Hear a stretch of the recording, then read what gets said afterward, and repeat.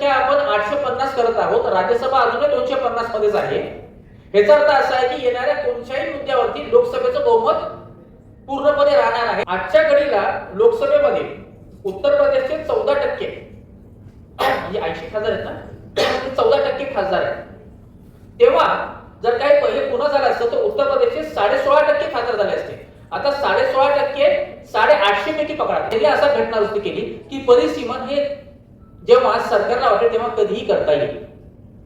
म्हणजे माहिती काय, 2029 ला इलेक्शन आहे आणि तुम्हाला असं वाटलं की आपल्याला मतदारसंघ आपल्या सोयीचे नाहीये, आपण परिसीमन करून बदलून घ्यायचे. शरद यादवचं एक वाक्य जे खूप त्यावेळेस चर्चेत आलं ते असं होतं की बॉबकटवाल्या महिला हे आमचं प्रतिनिधित्व करू शकतील का, म्हणजे शहरी महिला, ब्राह्मण महिला. परिसीमन म्हणजे पार्लमेंट एक कायदा निर्माण करतो संविधानाने सांगितल्यामुळे.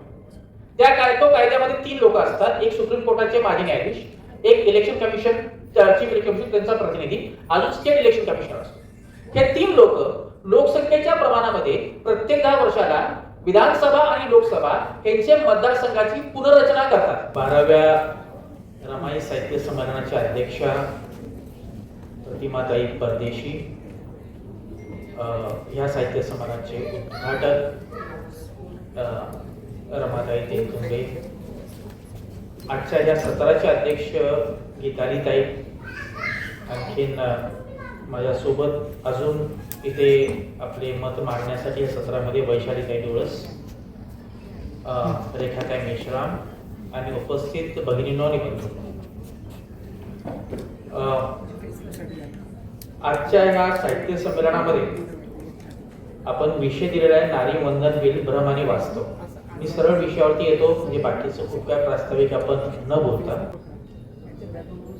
महिलांना राजकारणामध्ये येण्यासाठी या देशातील जात व्यवस्था आणि पितृसत्ताक व्यवस्था ही पोषक नाही आहे आणि म्हणून त्यांचा राजकारणामध्ये सहभाग मोठ्या प्रमाणात असावा ह्याच्यासाठी त्यांना आरक्षण असावं अशी चर्चा, अशी मागणी 1996 साली पहिल्यांदा देवेगौडा असताना हे विधेयक आलं. ते विधेयक आल्यानंतर गीता मुखर्जी भाकपच्या ज्या सदस्य होत्या त्यांच्या अध्यक्षतेखाली एक जॉईंट पार्लमेंटरी कमिटी बनली आणि त्याच्या चर्चेत गेलं. 97 साली जेव्हा त्याच्यावरती चर्चा झाली तर म्हणजे आश्चर्य होतं की देवेगौडा यांच्या सरकारच्या वेळेसच ते विधेयक आलं.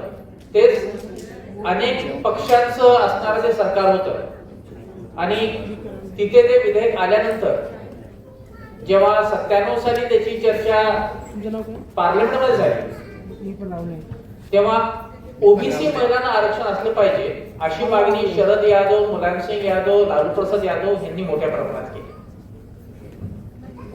तो भाग असा होता की 90च्या दशकामध्ये पहिल्यांदाच ओबीसी मंडळच्या माध्यमातून ओबीसी राजकारण वरती येत होतं आणि जे राजकारण पहिल्यांदा आलं ते ओबीसी पुरुषांचं राजकारण होतं आणि त्यांचं असं लक्षात आलं की इथे काय होणार आहे की 33% महिलांना आरक्षण दिल्यामुळे आम्हाला आता आमचा जो स्पेस आहे मतदारसंघाचा तो निघून जाणार. शरद यादवचं एक वाक्य जे खूप त्यावेळेस चर्चेत आलं ते असं होतं की बॉबकटवाल्या महिला हे आमचं प्रतिनिधित्व करू शकतील का, म्हणजे शहरी महिला, ब्राह्मण महिला. आता हे खूपच पॅट्रियार्कल होतं, पितृसत्ताक होतं, परंतु सांगण्याचा मुद्दा ते विधेयक तिथे काही झालं नाही त्याचं. त्याच्यानंतर 2002 साली अटल बिहारी वाजपेयीच्या सरकारमध्ये अशी चर्चा झाली, ते विधेयक आलं, काही झालं नाही. मग नंतर अनेक वेळ चर्चा झाली. मनमोहन सिंग असताना राज्यसभेमध्ये महिला आरक्षणाचं विधेयक आलं, ते पास झालं, परंतु लोकसभेमध्ये ते विधेयक पास झालं नाही आणि मग तिथेच ते गारच. मोदींनी आपल्या जाहीरनाम्यामध्ये 2014 पासूनच सांगितलं होतं की आम्ही महिला आरक्षणाचं विधेयक आणू. आता याच्यापूर्वीची गोष्ट तुम्हाला माहिती असेल की महाराष्ट्राने सर्वात पहिल्यांदा स्थानिक स्वराज्य संस्थांमध्ये महिलांना आरक्षण दिलं त्याच्यानंतर 72वी आणि 73वी घटना दुरुस्ती आली आहे. त्याच्यामध्ये पूर्ण देशामध्ये स्थानिक स्वराज्य संस्थांमध्ये महिलांना 33% आरक्षण आहे. आणि ह्या आरक्षणामध्ये पुन्हा एक लक्षात घ्या की महाराष्ट्रामध्ये हे आरक्षण SC ST OBC अशा सर्व महिलांना भेटतं. मग 2023 साली नरेंद्र मोदींनी विशेष अधिवेशन घेतलं आणि विशेष अधिवेशन घेऊन हे नारी वंदन बिल पहिले तो विधेयक आला आणि महिलांचा आरक्षणाचा तो विधेयक ते आणलं. या विधेयकाला सर्व पक्षांनी पाठिंबा देऊन हे विधेयक पारित झालं आणि महिलांना 33% आरक्षण लोकसभेमध्ये आणि विधानसभेमध्ये हे भारतीय राज्यघटनेमध्ये घटना दुरुस्ती करून 334 हे अनुच्छेद हे कलम ही तरतूद करण्यात आली. आता आपण तरतुदीकडून जे आता खरं तुम्हाला समजून घेण्याचं आता जी चर्चा काय चालली त्याच्याबद्दल आपण बोलूया. तरतूद अशी आहे की लोकसभेच्या जागा ह्याच्यामध्ये 33% आणि सगळ्या विधानसभा आणि दिल्ली, पॉंडिचेरी आणि काश्मीर ह्यांच्या विधानसभांमध्ये 33% महिलांना आरक्षण. त्याच्यामध्ये शेड्यूल कास्ट, शेड्यूल ट्राइब ह्या महिलांना पण आरक्षण आहे. परंतु हे आरक्षण केव्हापासून लागू होणार? तर हे आरक्षण हे जनगणना झाल्यानंतर जेव्हा परिसीमन डिलिमिटेशन कमिशन बसेल, त्याच्यानंतर मतदारसंघाची जेव्हा फेररचना होईल त्याच्यानंतर लागू होईल. जनगणना केव्हा होणार? 2023 ची घटना दुरुस्ती आहे. 2020-21 ला जनगणना होणं अपेक्षित होती, परंतु कोविड आणि NRCच्या नादामध्ये जनगणना झाली नाही. म्हणून पुढील जनगणना ही अपेक्षित होती 31 मध्ये होईल. बरोबर, पण आता आपण 27 ला जनगणना चालू केलेली आहे. त्याच्यानंतर परिसीमन होईल म्हणजे डिलिमिटेशन होईल, मतदारसंघाची फेररचना होईल आणि त्याच्यानंतर मग महिला आरक्षण लागू होईल. हे महिला आरक्षण किती वर्षासाठी? तर लागू झाल्यापासून 15 वर्ष. लागू झाल्यापासून 15. आता थोडं इथे बसलेल्या लोकांसाठी राज्यघटनेची काही तरतुदी तुम्ही समजून घ्या. राज्यघटनेची तरतूद अशी आहे की लोकसभा आणि विधानसभा हेच परिसीमन प्रत्येक 10 वर्षानंतर व्हायला पाहिजे. प्रत्येक 10 वर्षानंतर कशाला? कारण की प्रत्येक 10 वर्षानंतर जनगणना होते आणि प्रत्येक जनगणनेनंतर याचं परिसीमन डिलिमिटेशन. परिसीमन म्हणजे काय? परिसीमन म्हणजे पार्लमेंट एक कायदा निर्माण करतो संविधानाने सांगितल्यामुळे. तो कायद्यामध्ये 3 लोक असतात. एक सुप्रीम कोर्टाचे माजी न्यायाधीश, एक election commission chief election commission त्यांचा प्रतिनिधी, अजून स्टेट इलेक्शन कमिशनर असतो. हे 3 लोक लोकसंख्येच्या प्रमाणामध्ये प्रत्येक 10 वर्षाला विधानसभा आणि लोकसभा यांचे मतदारसंघाची पुनर्रचना करतात. का पुनर्रचना व्हायला पाहिजे? कारण की लोकसंख्या आणि प्रतिनिधी हे राज्यांमध्ये आणि लोकसंख्येच्या हिशोबाने हे समान असले पाहिजे. बरोबर. आता हे राज्यघटना असं म्हणते की तर 10 वर्ष व्हायला पाहिजे. 1976 साली 72व्या घटना दुरुस्तीनंतर इंदिरा गांधींनी अशी तरतूद केली की ह्याच्यानंतर जनगणना लोकसंख्याचा जो पॉप्युलेशनची संख्या आहे ती 1971 ची लोकसंख्या आपण मान्य करूया आणि ह्याच्यानंतर परिसीमन हे 25 वर्षापर्यंत होणार नाही. म्हणजे होणार कधी? 2002 साली. बरोबर. 1971 चे लोकसंख्या का मान्य करावी? त्याचं कारण असं आहे की जशी जशी लोकसंख्या वाढत चालली होती तसे मतदारसंघाची फेररचना होत होती. म्हणून अनेक राज्यांमध्ये त्यावेळेस आपण चाललो होतो की लोकसंख्यामध्ये आपण नियंत्रण आणलं पाहिजे, परिवार नियोजन केलं पाहिजे. परिवार नियोजनाला उत्तेजन देण्यासाठी आपण असं म्हटलं की आपण आता परिसीमन करणार नाही. याचा अर्थ आहे की कोणताही राजकीय अजेंडा राहणार नाही की लोकसंख्या वाढवा आणि लोकसंख्या वाढवून आपल्या मतदारसंघाची आपण एक रचना वेगळ्या प्रकारे करून घ्यायची. हे झालं 25 वर्षापर्यंत. 2002 साली पुन्हा घटना दुरुस्ती झाली आणि आपणच सांगितलं की आता परिसीमन होईल, परंतु लोकसंख्या कोणची मोजली जाईल? 1971. आणि जेव्हा 1926 नंतरची जी जनगणना होईल त्या जनगणनेची लोकसंख्या ही पुढच्या परिसीमनाला लागू होईल. आणि म्हणून आता 2026 ची जनगणना चालू आहे. ही जनगणना काय आहे? या जनगणनेनंतर तुम्हाला नवीन परिसीमन होईल आणि नवीन परिसीमन झाल्यानंतर आपले मतदारसंघ बदलतील. हा सगळा तुम्हाला सांगण्याचा उद्देश असा आहे की 2023 साली जेव्हा नरेंद्र मोदींनी महिला आरक्षणाचा जो कायदा आणला तो सगळा आपण मान्य केला. आपण सर्व देशाने म्हटलं की विरोधी पक्षाने म्हटलं की हा चांगला आहे, आपण आता करूया. परंतु हे मान्य होतं की हे करत असताना आपण 1971 ची लोकसंख्या गृहीत धरायची नाही. आपण नवीन लोक जेव्हा जनगणना होईल त्या जनगणनेनुसार त्याचं आपण परिसीमन केलं पाहिजे, नंतर त्याची वाटणी केली पाहिजे. आता 16 आणि 17 एप्रिल 2026 ला जे आलं होतं पार्लमेंट, ते काय होतं? तर 3 विधेयक आले होते. एक होतं घटना दुरुस्तीचं, दुसरं हे परिसीमनाचं, आणि तिसरं होतं की तुम्हाला ह्याच्यामधून अजून एक विधेयक होतं त्याच्यामध्ये की युनियन टेरिटरीज, संघ राज्यांसाठीच्या बदलासाठी. ही घटना दुरुस्ती काय होती? आता ही घटना दुरुस्ती समजून घ्या, म्हणजे आपण महिलांच्या प्रश्नाच्या पलीकडे राजकारण काय चाललंय बघू. ही घटना दुरुस्ती अशी होती की लोकसभेची संख्या ही आता 550 आहे संविधानाप्रमाणे आणि भरते 543. लोकसभेची संख्या 550 वरतून 850 वरती घेऊन जायची. बरोबर? विधानसभेची बदलायची का? नाही. बरं, लोकसभेची संख्या 850 तुम्ही किती घेऊन चालाय? 550 वरतून 850 पर्यंत. दुसरी गोष्ट की परिसीमन करायचं, परंतु परिसीमनासाठी म्हणजे डिलिमिटेशन करायचं. जनगणना लोकसंख्या कोणची वापरायची? 2011 ची. बरोबर? आणि तिसरा भाग असा होता की ह्याच्यानंतर आपला मूळ कायदा असा म्हणत होता की परिसीमन दरवेळेस लोकसंख्या अकाउंट म्हणजे सेन्सस झाल्यानंतर, जनगणना झाल्यानंतर केले पाहिजे. आपल्याने असा घटना दुरुस्ती केली की परिसीमन हे जेव्हा सरकारला वाटेल तेव्हा कधीही करता येईल. म्हणजे माहिती काय, 2029 ला इलेक्शन आहे आणि तुम्हाला असं वाटलं की आपल्याला मतदारसंघ आपल्या सोयीचे नाहीये, आपण परिसीमन करून बदलून घ्यायचे. हा तिसरा भाग त्याच्यामध्ये होता. बरोबर? विरोधकांनी विरोध काय केला?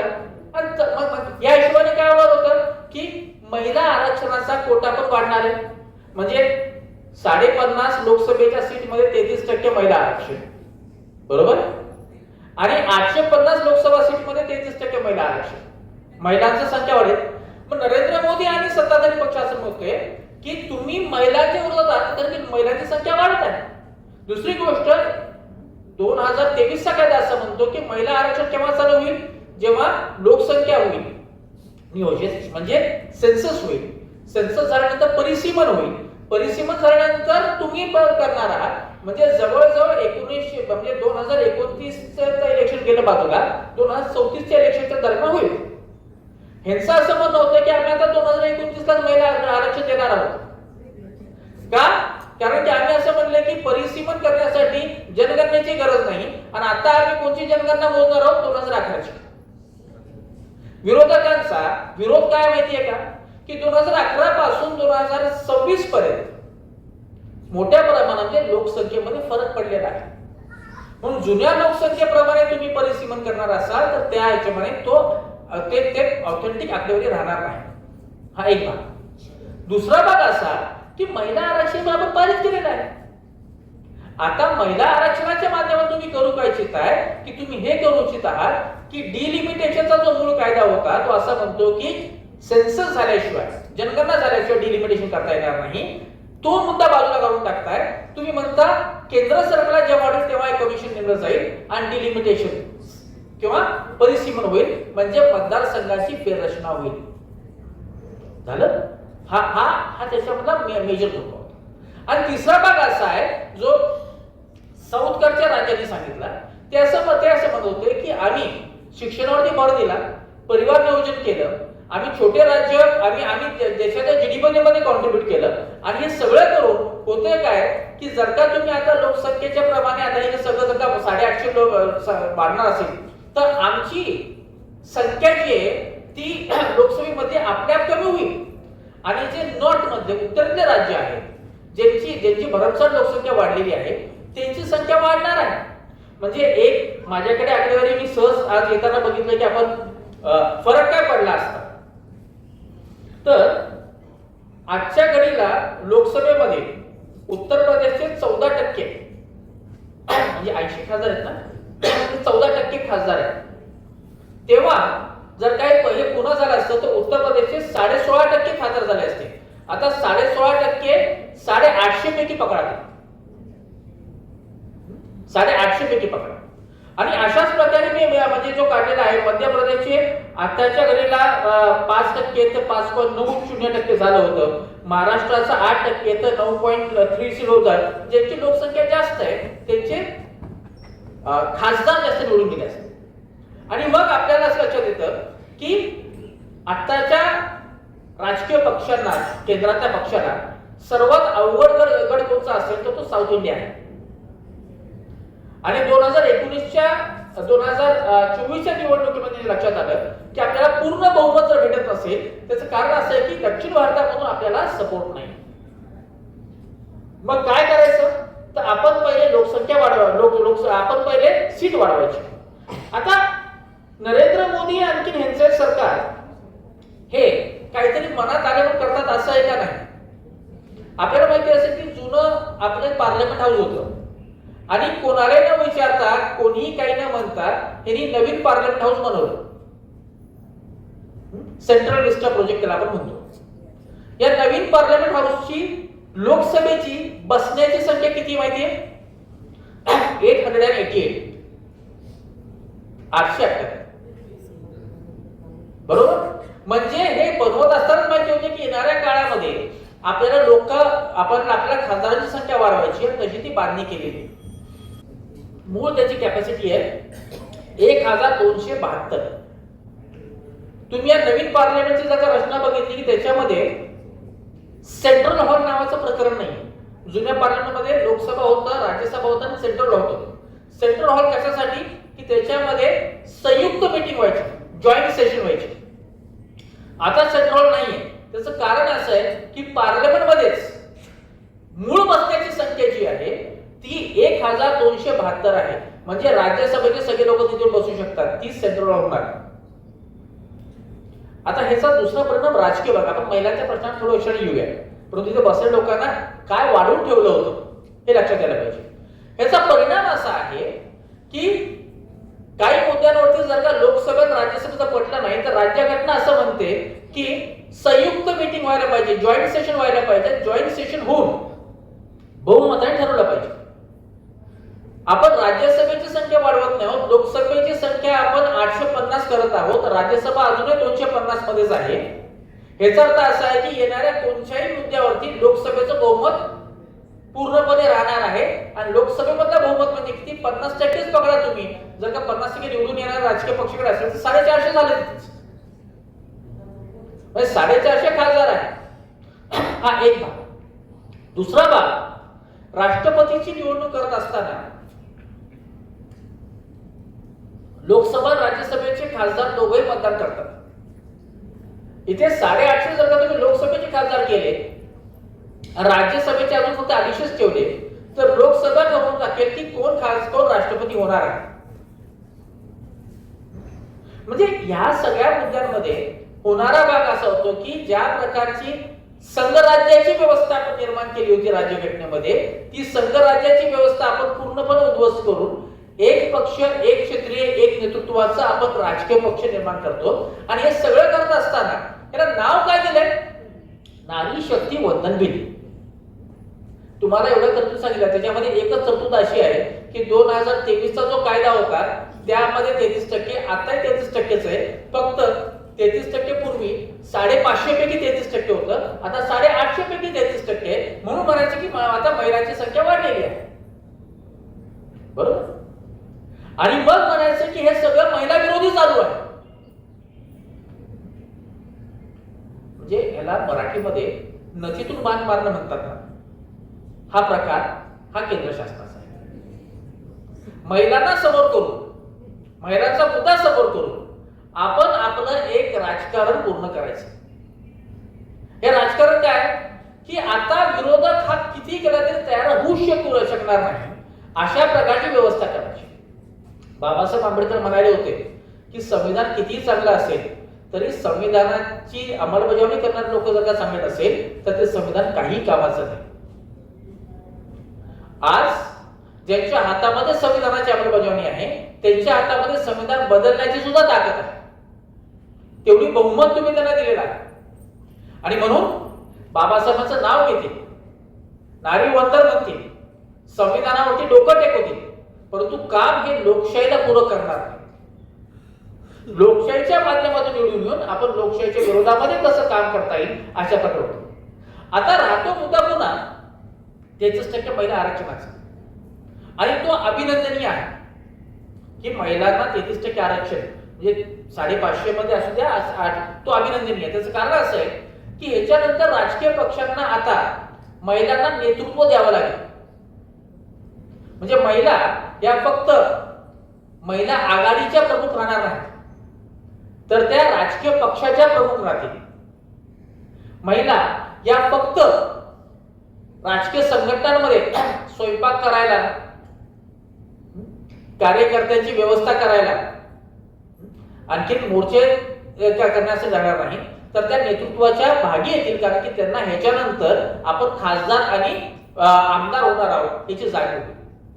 एक जो भाग येतो की पुरुष नेतृत्व चालवतील, हा सगळा भाग काही काळामध्ये राहणार आहे. परंतु ज्या प्रकारे 73व्या आणि 72व्या घटनादुरुस्तीमध्ये लक्षात आलं की सरपंच पती हळूहळू बाजूला झाला आणि बायका हळूहळू स्वतः निर्णय घ्यायला लागल्या, तसे येणाऱ्या काळामध्ये बायका निर्णय घेतील. परंतु राजकीय पक्षांना त्यांची भूमिका बदलावी लागेल. महिलांना समोर घेऊन धोरणं बनवावी लागतील. महिला धोरण निर्मितीमध्ये असतील आणि नुसतं धोरण निर्मिती नाही तर त्या नेतृत्वात येतील. आजची परिस्थिती अशी आहे की अनेक राजकीय पक्षांचे प्रमुख पुरुष आहेत. आणखी जर महिला असल्या तर ते वारसाने प्रमुखत्व आलेलं आहे. एक मायावतीचं उदाहरण सोडलं, जे फील्डवरून काम करून राजकीय पक्षाचे प्रमुख झाले, हे आपल्याला कुठेही फरक होताना दिसत नाही. तर 33% आरक्षणाच्या माध्यमातून राजकीय स्ट्रक्चर बदलेल, 33% आरक्षणाच्या माध्यमातून अनेक डिस्कोर्स बदलेल आणि नवीन चर्चा, नवीन भूमिका येतील. म्हणून हा कायदा स्वागतार्ह आहेच. मुद्दा तुम्हाला सांगायचा होता की नारी शक्ती वंदन बिलामध्ये काय ठरलं होतं, ते महिलांबद्दलचं काहीही चर्चा नव्हती देशात.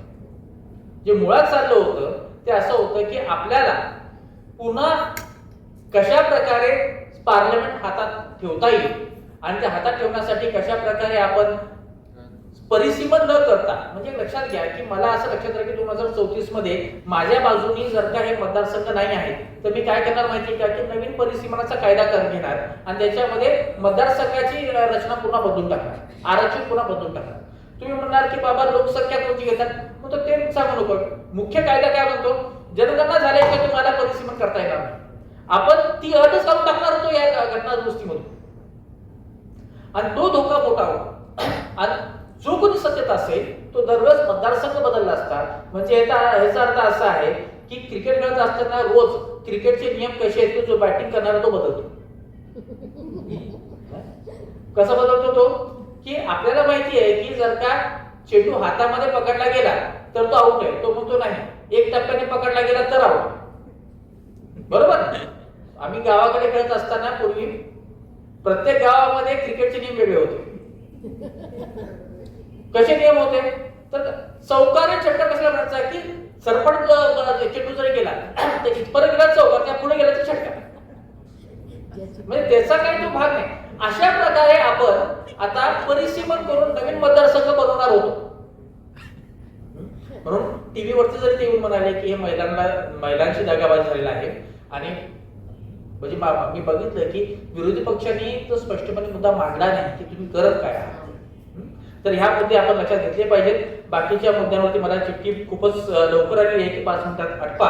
तर मी माझे प्रमुख जे मुद्दे मांडले ते मांडलेले आहेत. आपण पुढच्या वक्त्यांना ऐकणार आहोत. आणखी मला असं वाटतं की प्रमुख मुद्दा असा आहे की नारी शक्ती वंदन बिल याच्यामध्ये महिलांसाठीची एकच तरतूद आहे.